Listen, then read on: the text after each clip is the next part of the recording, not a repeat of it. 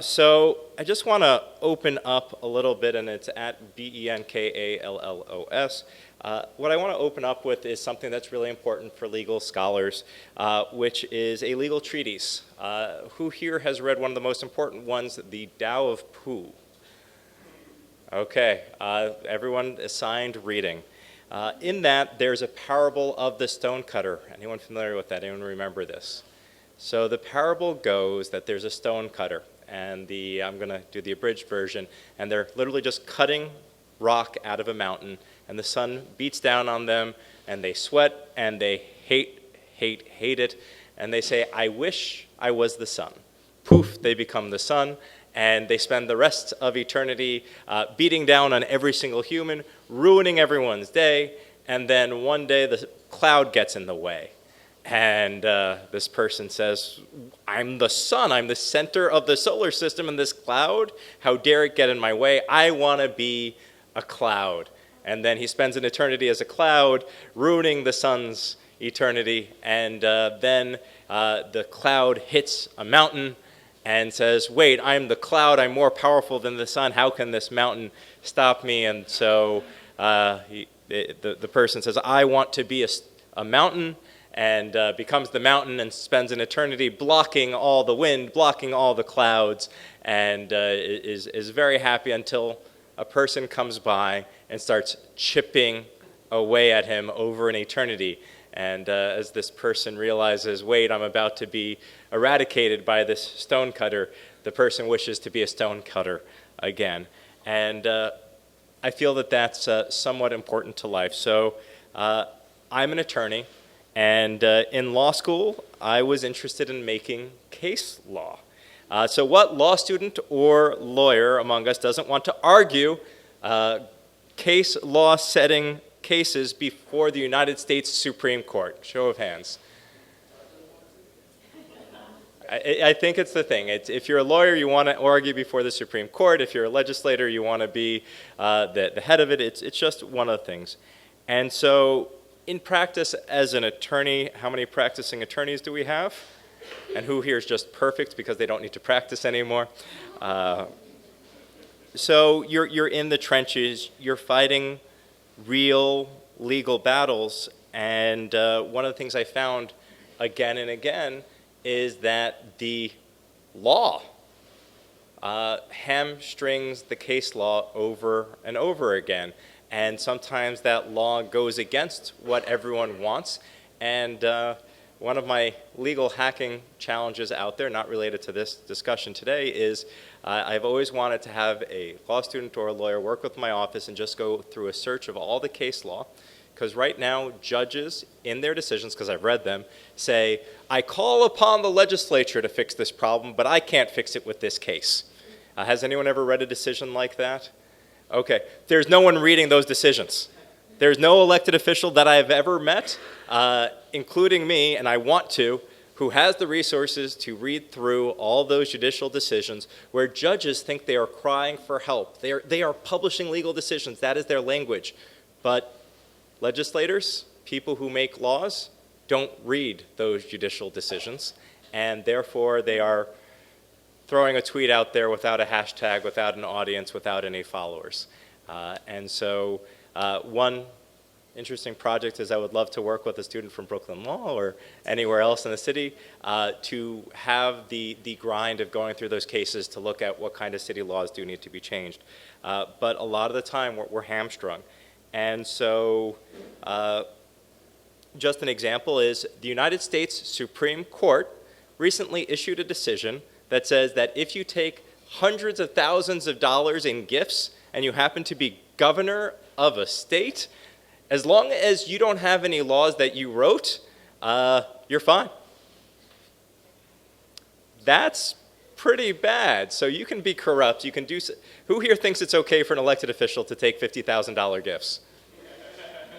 Okay, who thinks that that's just like straight up illegal and has to violate the common law somehow? Okay, but the Supreme Court said it didn't violate the laws he wrote. They've since enacted different laws, but so okay. As the parable goes, so maybe arguing in court won't necessarily work. So let's go be activists. So just a sense, how many people are from New York City? How many from the United States? And then international? Okay. So then the next question is, so you're an activist. You want to have a role in what happens in government.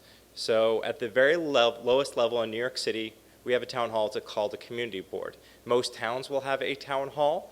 I'm not sure in terms of the international jurisprudence, but who here has ever been to a community board meeting? Okay, this is more engaged than most. And how many people have been to like their town hall meeting if they're not from New York City? Okay, and anyone submit testimony like to the FCC with 50,000 other people when John Oliver told us to? Anyone do that? A couple of folks. And so one of the things that I find is a lot of people aren't really engaging most of the time. And what ends up happening is we're not included in the decision-making process. We don't really feel empowered. So as an activist, I decided I wanted to get on a community board. So I got on my town hall. And at the town hall level, I felt like we had no power. Most of the things that came before the board were already a done deal. The community board had no real power. We rarely exercised what little power we did, and then when we did, government never listened. And so I said, okay, if being a lawyer won't work, if being an activist won't work, let me run for office. So I ran for office, I won, I'm a city council person, and now I get to decide what happens all the time, and I get to make whatever laws I want, right? Wrong, absolutely wrong. So this is me campaigning. I'm going to run for mayor, then I'm going to run for governor, and then I'm going to run for president, because if I'm president, I will be the most powerful person on the planet. And then I can do things like enact sensible gun laws, right? Because that's happening right now. We've had one of the worst weeks last week possible. What's happening in France is scaring people to death. And so the most powerful man on the planet is putting out an executive. No, he went on TV and said he cannot do anything about it. He cannot enact gun laws. He can't issue an executive order. So therein lies the stonecutter problem of wherever you go, somehow you don't have the power. And so that's where I wanted to start the real conversation. I was just trying to set the field. We've got a democratic government, and it's broken in a lot of different ways. One big way is without public financing of elections, special interests will continue to run our country at every level of government. But today I'd like to just talk about government decision-making process. So democracy actually requires, and in many places mandates, public input, because government only can work, democratic government can only work with public participation. And so we've got a good group of legal hackers here, and you've all participated in various ways. But why aren't, I was hoping I would see every single hand, so you are the most engaged. So why aren't you going to every single community board meeting? Why aren't you going to every single public hearing? Why aren't you just doing this day in, day out? Huh? What are you doing with your time? You're working. So you're getting paid to do something else, and that's completely valid. But let me go somewhere, and perhaps Professor Askin will forgive me. There's another group of legal hackers out there. In fact, I think they're probably the original legal hackers. They're called lobbyists. And they would be what I would call black hat legal hackers. They get paid to hack our laws, compromising equitable systems for the benefit of their clients. So my first call to action is to be the army of white hat legal hackers representing yourselves and your communities to protect our laws. And Jonathan Askin's legal clinic will help you drafting those attorney-client documents. And so along those ways, I'd like to try to fix the way in which we have input. So as an elected official now, I still have government, my government that I work for, making decisions that still don't include me. So some days I feel just as disempowered as I was when I was a resident, as I was when I was a community board member, as I was when I was an elected official. So I just want to go over a quick thing and just a quick part. So this is the city record. Who here has ever read the city record before? I see Jolie's hand up. I see Rebecca's hand up. Okay. So we're going to read the city record for a moment. So there are public notice requirements in pretty much every single law that's out there. In New York State, we have an amazing LLC law that says if you form an LLC, you have to publish it in a newspaper because that was the 19th century way of being public. So we're going to read this one. This is the city record. The city record gets published 5 days a week, and it gets circulated to elected officials and community boards, and you can buy a subscription. But it's about 50 pages, and you can look at the PDF online. And it says, very transparently, matter of fact, in the matter of applications submitted by the New York City Department of Housing Preservation and Development and the New York City Economic Development Corporation, LLC, pursuant to Section 197C and 139 of the New York City Charter and Section 5-430 et sec of the New York City Administrative Code for an amendment to the city map involving, and then it goes on to the next page, but I'm going to stop there. Tell me what it says. We've got a bunch of lawyers. Tell me what it says. Plain English. We've changed the map. That was an extraordinarily good guess. So they're going to be changing zoning in a particular neighborhood. But the problem is that this isn't even legalese. This is as obscure as possible. And additionally, it's published as a PDF. So one of the first things I was able to do was get them to do the city record online. So I guess the first thing they do when they do that is they just take the same stuff that they do, and then they put it up on a page where you can scroll down it, and that's incredibly not useful. The other thing that we were able to do is put it on the Open Data Portal. So now all of that stuff is on the Open Data Portal. You can pull it live on a daily basis, and I think some things you should know about what's in our city record.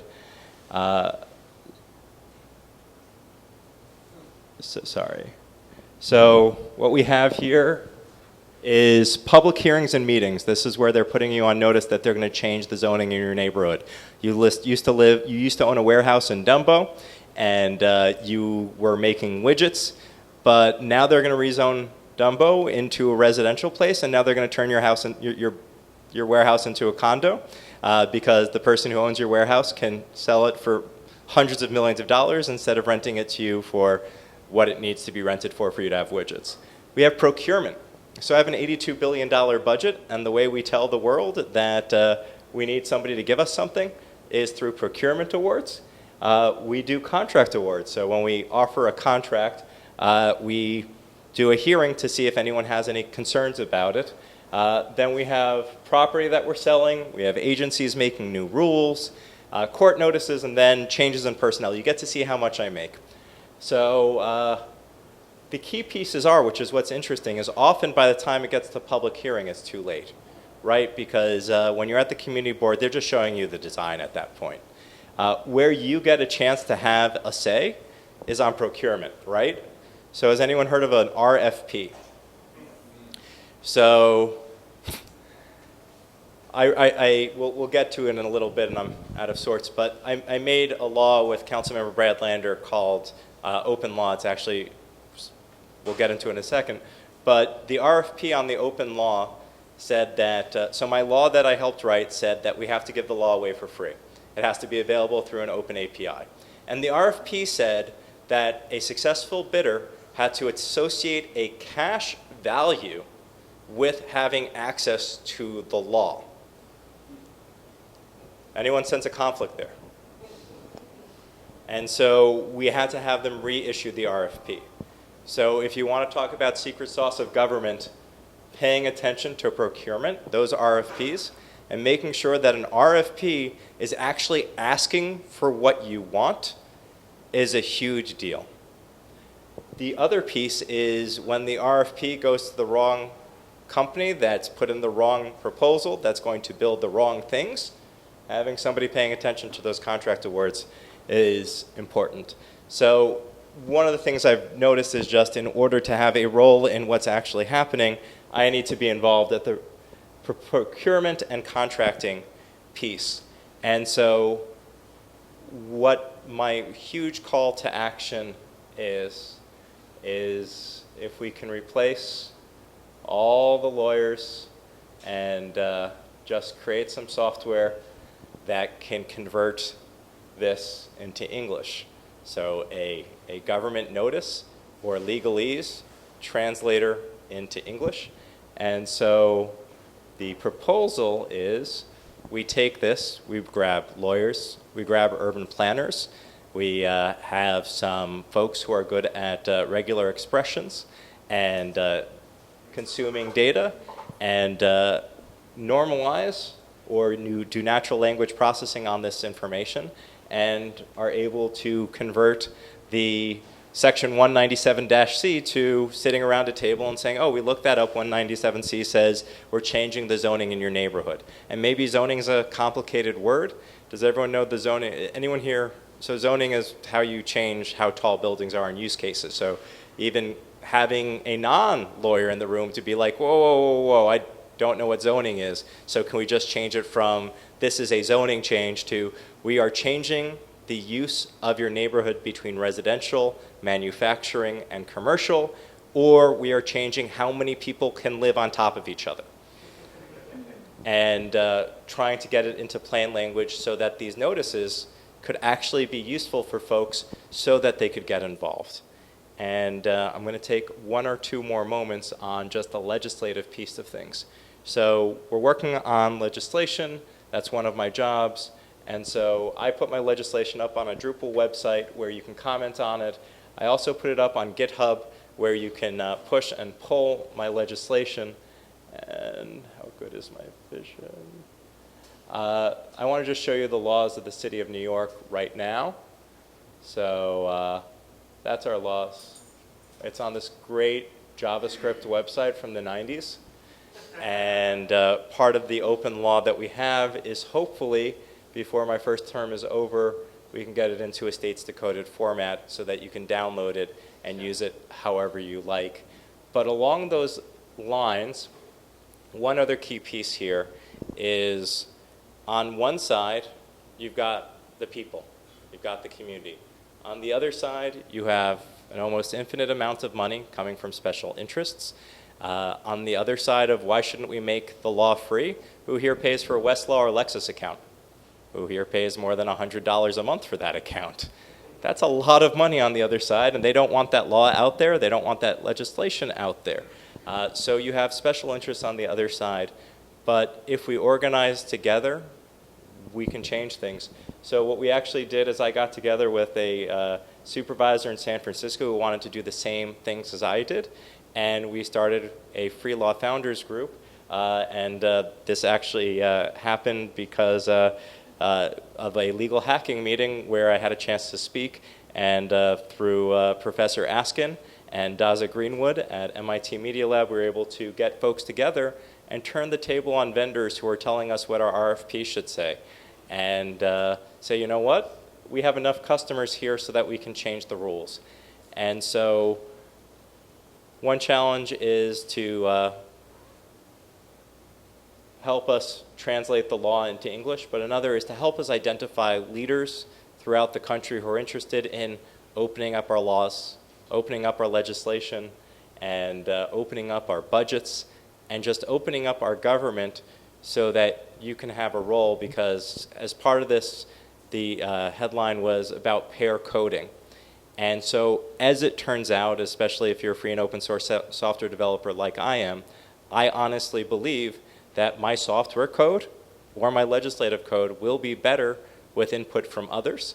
And the best way for us to have a government is by pair coding. So thank you very much, and look forward to working with you.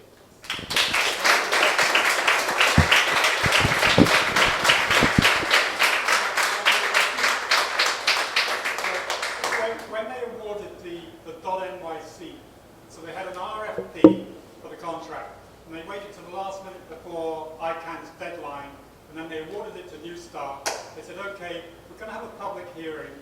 You can go and look at the contract. You know, so we wanted to look at the contract, so we had to go to this office where very reluctantly they let us in. Then we had to sit for 3 hours while they printed it out, this much of stuff, and said, no, you can't, you can just go and look at it. And no, you can't take a pencil and paper in there. And you can't, you know, you can, you know, and we were supposed to review this thing in 2 hours, me and, what's Tom. her name, Nancy Scholar, you know, to like find out what the hell was in this contract before we went to this public hearing where we had like, you know, half an hour to comment on it. Is this a good process? You know, and there's some confidentiality when they award these contracts, so that's what I'm really getting. Sure. Transparency in the procurement process. So one other piece, so we have the city record there. Another bill I've introduced that will go nowhere is a bill requiring all of the RFPs, all of the contracts, all of the bids, because I'm convinced in certain cases we're seeing bid rigging, to be open and public and have all the contracts posted online so that folks can see how your tax dollars are being spent and not have to go to the file room in Alpha Centauri for notice that they're going to demolish the Earth for an intergalactic superhighway.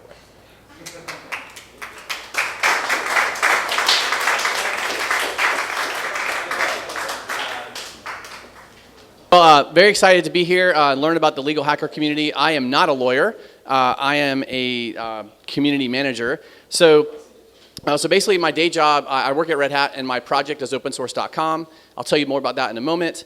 But by night, I'm a self-proclaimed civic geek. So I kind of grew up volunteering. I was that person going to city council meetings, getting involved in my neighborhood, and that eventually led to me being involved in coding and hacking. So I'm also, through my adventures, which you'll find out here shortly, I'm a captain for our Code for Raleigh Brigade, and I'm also co-chair of City Camp North Carolina, which I'll tell you a lot about today. So my mission for the last several years has been to improve the citizen experience. And so for that, to me, what that means is I want government to be more engaging and participatory. And so what I found over the years through my day job is that I'm really good at creating environments for people to do awesome stuff, right? So I can help organize hackathons, I can help organize events, bring the right people together, put them in the same room, point them in the right direction, let them go. As much as I want to be involved in that co-creation of that awesome stuff, I find out that I just don't have the time because I'm making sure I get the right people together and getting them going in the right direction. And so as I said, I'll talk more about City Camp in a moment. So what I do, if you're not familiar with opensource.com, it's basically an online publication and community where we're talking about how open source is changing the world. And we do that by talking about the principles of open source, which I'll go over in just a moment. Just to give you an idea of that, we're publishing about 3 to 4 articles a day. We actually do have a legal channel, so I'm here to recruit. If you are interested, if you write about kind of the intersection of open source and law, we would welcome your contributions. It is very community focused, so we do not talk about Red Hat stuff on this website as a very open source community focus. And we had a huge milestone in March. We hit 1 million page views per month. And so if you do any sort of web analytics, that's a lot of traffic. If you have like your little WordPress blog and you're getting 100 hits a month, which is really good, we get 1 million hits a month on opensource.com. So it's been great to see that community grow over the last 6 years or so. And so what I've been doing more specifically here in the last year is the CEO of Red Hat wrote a book called The Open Organization. It's about his leadership transition from being the COO of Delta Airlines, very traditional hierarchical command and control type organization where literally he would walk into work and people would salute him, to kind of being dropped into Red Hat, arguably the world's largest open source project in the world, Red Hat the company, and really kind of seeing things operate differently, right? Seeing how, even though we do have a traditional hierarchy, we're more network-based and we just kind of operate differently. So he kind of shared his experience in that. And so I've been getting to, my role has been to help build community around the ideas and the values put forth in the open organization. So that's been pretty amazing. So I'm assuming most of you are familiar with open source. I'm going to go over this really quickly. But the core principles that I like to talk about that makes developing software in an open fashion better is basically transparency, participation, meritocracy, collaboration, rapid prototyping, and my favorite, passion. I'm glad we heard that in one of the earlier presentations. And so why are they really important? Right? I believe that with transparency in our coding world, right, we're transparent with our roadmaps, with our bug fixes, with where we're going with the projects. And so that creates accountability because people's names are actually attached to items and attached to bugs and attached to features. I won't go on all these in all detail, but we have the saying in the open source world where with more eyes, all bugs are shallow. So we have more people participating. We can actually fix bugs faster and get features out faster. And we see this particularly in the world of security, where an open source vulnerability comes up and it's fixed almost immediately or very quickly because everyone can see it, everyone can see what's wrong, and they can fix it faster. They don't have to depend on someone in a proprietary company in a walled-off garden where they don't have access to the source code. And then there's a lot of talk about rapid prototyping. We've been doing this in open source from the very beginning, in fact, free software from the very beginning. And there's a lot other methodologies around this today, right? We talk a lot about agile for software development. And we talk about lean, and I'm a big fan of lean and agile. And then in the coding world, we talk about meritocracy. In the coding world, that's the best code wins, right? You can be a junior software developer going against a senior software developer, and if your code is superior, it will get accepted to the project. Well, if we want to generalize that, in this world, like the best ideas win. So what are the different mechanisms that we can use to filter and bubble up the best ideas so that they play out? And then passion just kind of creates commitment, which that's why everyone's here this weekend, right? We're very passionate about what we're doing here. And so through my work with opensource.com, I got involved and kind of just started to discover the open government and the open data movements. And what I did is I found a way to blend my passions, my passion for open source, my passion for my local community, which is Raleigh, North Carolina, and my passion for civic participation. So kind of taking that role of being the person going to City Hall and sitting in budget hearings and speaking on behalf of my neighborhood and kind of blending that with technology, and then kind of it's just taken off from there. But I'm not a coder. Although I did stand up earlier and say that I was a hacker, so I do hack the system a little bit. I do know how to code, just so we're clear on that, disclaimer. But I found my skill set is better applied as a community organizer. And as I said earlier, I find ways to match volunteers to kind of what's needed. So I would imagine that most people, maybe not this room, but most people view government like this. They view it as a vending machine, right? You put taxes in and you get services out. Things like police protection, roads, education, those type of things.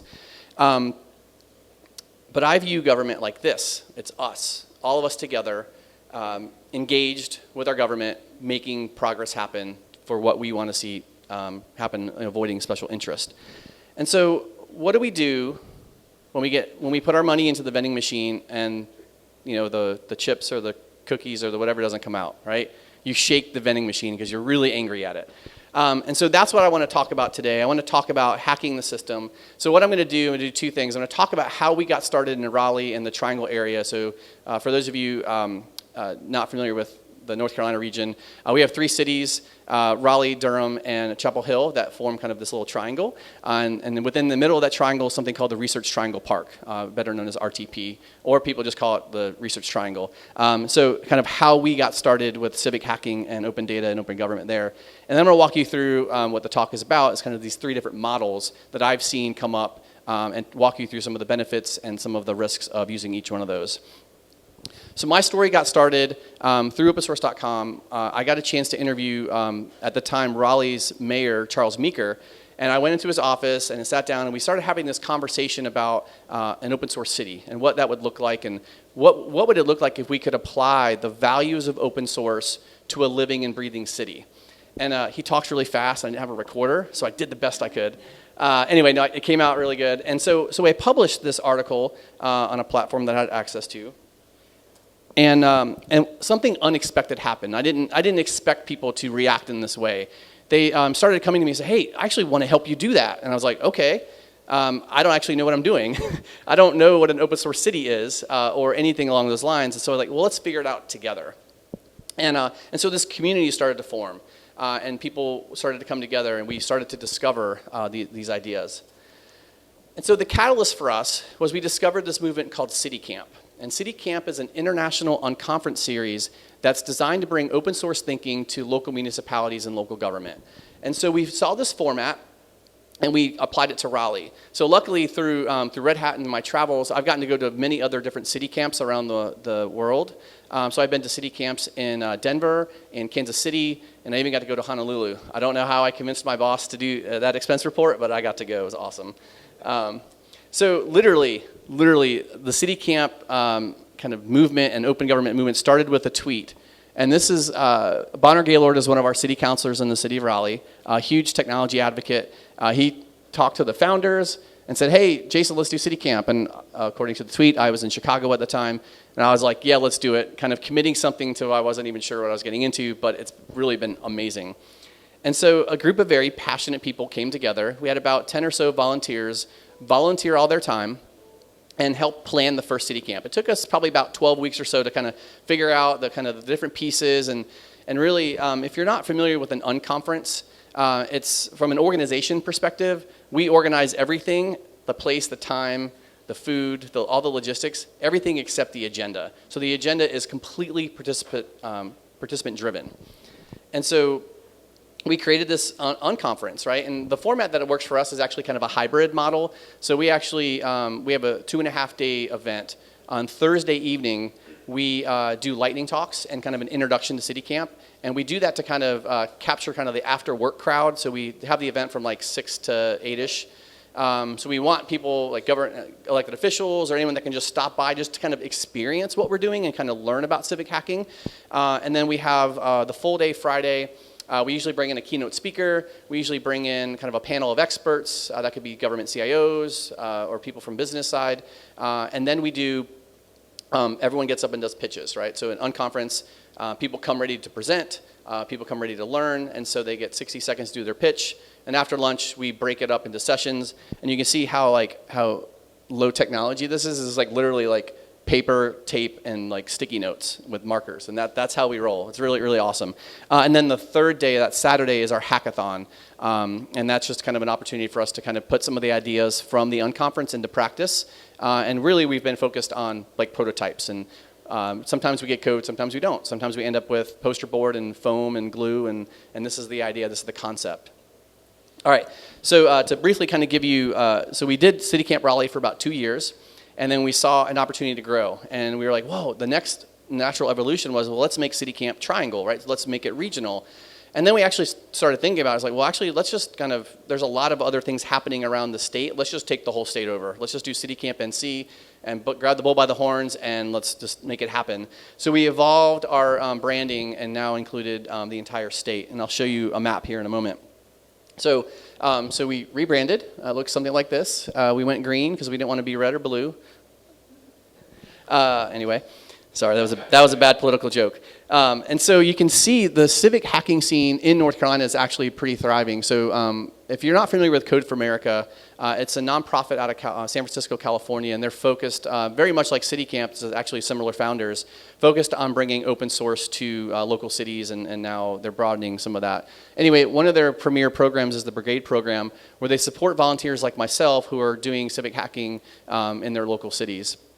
And so we've got, in the triangle, we actually have 3. We have Code for Raleigh, Code for Durham, and Code for Cary. And then you can see throughout the state, we've got a couple other ones coming up, Greensboro, Charlotte, and Asheville. And so this is kind of us kind of seeing the vision of, hey, there's other cities in North Carolina that are doing this. Let's try to capture them together. And really the idea of City Camp North Carolina, kind of building on this ecosystem, is to be kind of the gathering of the tribes. Let's bring everyone together, much like this event, who's doing this in the state, and talk about best practices, and let's figure out what projects we can work on together. Because I think really, ideally, our coding practice is we don't just build locally, we build for globally, right? So we don't just build for our city, we build for the state. So that if there was one day to have, if we had ubiquitous open data across all 100 counties in North Carolina, that any application we build would be able to bring in that data and have it available to citizens. So I've been doing this for a couple years, and so I've seen some best practices and seen things that worked and seen things that haven't worked.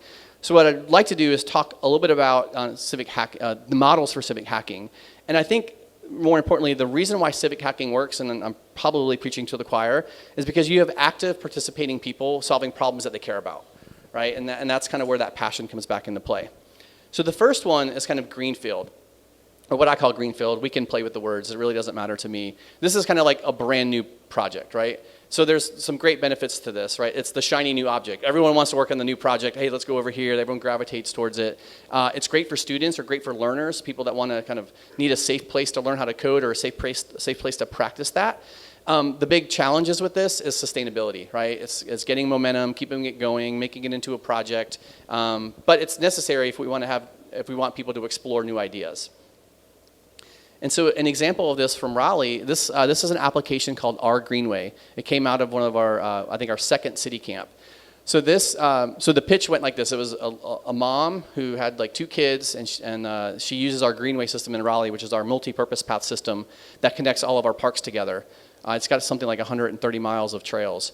And so she gets up in the front of the room and she goes, I love taking my kids out in the Greenway, except when I get to the end of the trail, there's no signs. I don't know which way to go. I don't know if it continues. I don't know if the next one's a block away or if it's a mile away. And so these really passionate people came together and built this Our Greenway app and literally had a prototype within 24 hours. They won the city camp that year. And they brought in open data from the city. They brought in open GIS maps from the city. And they basically just coded this application that highlights where you are and where the greenways are, and kind of lets you know how to navigate that. It's been very successful. So this is an idea of a new project that came out of City Camp that actually has been downloaded several thousand times. It is actually somewhat endorsed by the city, meaning they actually listed on their website as something citizens could use. All right, the second case is something reuse or clone project, right? So this is kind of core to the open source model itself. This is taking a project that's open source and applying it to your city, or applying it to a different thing, right? So this is kind of, I actually have a note here, and this is very similar to like the legal system, right? The legal system is built on case study after case study after case study, so you guys have one of the oldest forms of open source out there. So let me just walk you through an example of this. Has anyone heard of the Adopta application? A couple folks? Okay. So Adopta started in Boston, and the use case was it snows a lot in Boston, and they have fire hydrants, and when they get covered in snow and they get frozen, they're really not useful. And literally, the city doesn't have enough manpower, womanpower, to go out there and clear out the fire hydrants. So much like we have other programs here, at least in the US, you can adopt a stream or adopt a highway, right? You're going down the highway, you see the sign, so-and-so has adopted this highway. They go out like once a quarter or so and clean up trash and litter. So they said, well, hey, we know where all the fire hydrants are. Let's put them on a map, and let's see if citizens adopt them. And so what happens, the green ones, a citizen has volunteered to go out after they get notified, basically after it snows, to go and clean out the fire hydrant, clear the snow out, which is really cool. But that's kind of a very, one use case. But there's a lot of different city infrastructure. So because the source code is open source and modifiable, the city of Seattle took this and applied it to storm drains. So apparently it rains a lot in Seattle, right? I think we had some folks here, right? So leaves and sticks and things kind of clog up some of the storm drains. So they did the same thing. Citizens go in and adopt the storm drains, and they just go out there with their broom and their gloves and they clean up after it. This goes all the way out to Honolulu. Honolulu applied this to something called Adopt a Tsunami Siren. So they do monthly testing of the tsunami siren, something very critical if you live on that island and there's an earthquake that causes a tsunami. Apparently, people steal the batteries out of these sirens because they can cash them in for cash and cash them in for some sort of value. And so the citizens actually help with the testing. They get a monthly test and they kind of respond and say, yes, I heard it. Yes, that was whatever the test is. There's like 3 things they have to check off. All right, since we're talking about Hawaii and it's after lunch, I thought we could just have a brief moment of Zen. This is my family hiking Diamond Head in Honolulu. So, all right, back from the break. So I saw an opportunity to bring this project to Raleigh. And literally, it was going to be the traditional pen and paper, it was Adopt a Bus Shelter. And so the city was launching this new program. Hey, citizens can go adopt bus shelters. Why in the world would anyone want to adopt a bus shelter? They basically kind of keep it tidy, make sure if there's someone does some graffiti on it, they can report it, and they basically help keep it clean on a monthly basis.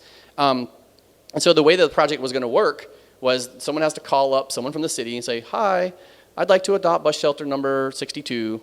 I'm so sorry, that's not available. Would you like to adopt another one? Well, no, because there's not another one close to my house. I wish I had a map to see this, right?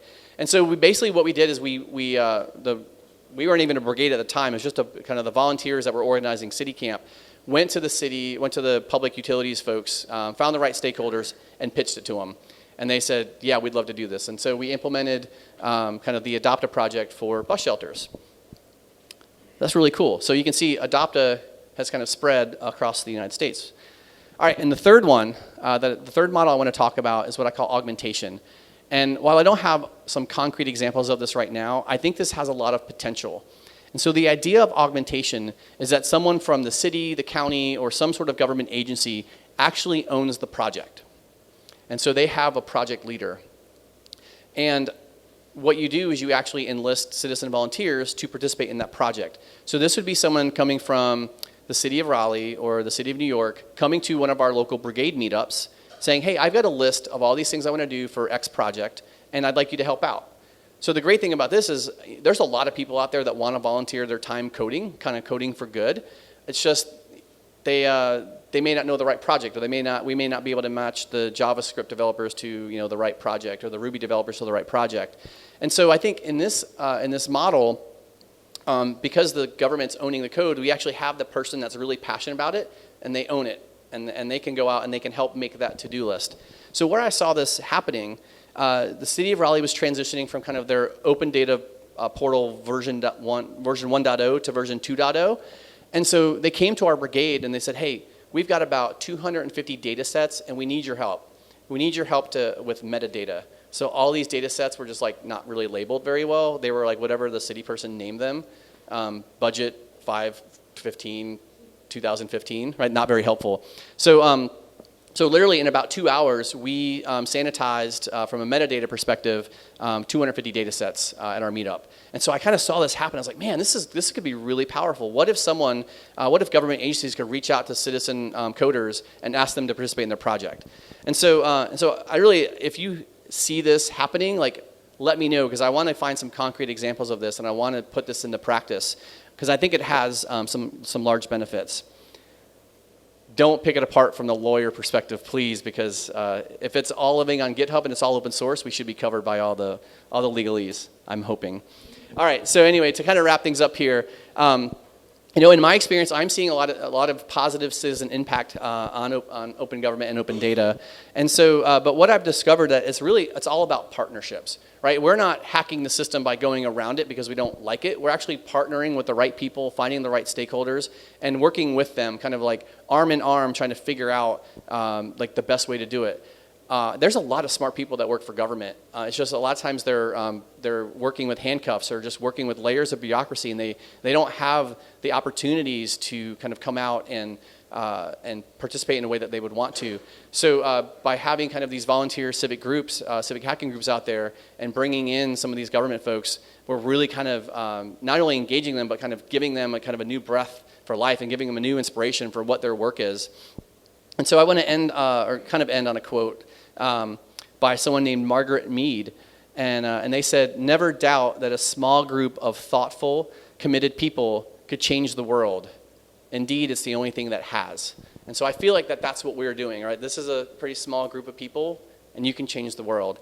And so what I want to wrap up with is basically all this experience that I've gone through over the last few years inspired me to write a book. It's called The Foundation for an Open Source City. It's available online as a free download, so I can tell I'm not in sales. I'm not making money off this book. I wrote it because people kept asking me, how did you do this in Raleigh? What did you do? So I wrote it down. It's available for you guys. I've got a couple copies here if you are interested. So there's actually physical copies of this available. But to give you the kind of the highlights, right? So I talk about 5 elements of the open source city, and I talk about the kind of the culture and the participation. So luckily for us in Raleigh, we have kind of the strong culture that is kind of already understands kind of the open source model and the open source philosophy. So kind of we didn't have to translate that, where I think a lot of other cities or cultures and cities would have a little bit of difficulty with that. I talk about the government policies and the data policies separate, because a couple years ago it was all about, hey, let's do open government policy, and then kind of the data policy followed. Now I'm seeing that you can actually implement an open data policy first, and then maybe your open government policy comes separate. And for each of those, to talk about the government policy, that's really kind of focused on the procurement part of it. So making sure that when like the IT department is procuring software, that they either have a preference or they mandate that you have to at least look at an open source solution as part of that RFP. And in the book, I actually talk about RFPs in the respect of requests for partnerships. So I see this huge gap between kind of urban and rural, where you see a lot of the urban cities are able to have the technology skills and have the skill sets to actually start implementing some of this stuff. Well, what about the other rural areas that don't have that kind of resource? So the request for partnership in my head would be those rural counties coming together and pooling their resources, meaning they're going to have to give up some of their power, but if the end goal is to kind of help the citizens, then that shouldn't be a huge issue. And then the last kind of two things I talk about are kind of supporting user group and conferences, kind of like this. And then if you want to get the attention of any elected official, you can ring your little economic development bell. Hey, if we do the civic hacking stuff, we could actually create jobs, or there could be a startup that comes out of this. And so there's different opportunities for that to come out. And so with that, I'll just leave you with, I hope you've learned something new today, but I also hope that you can discover your passion and you can make great partnerships with your communities. And so I hope that you'll help me improve the citizen experience together. So thank you.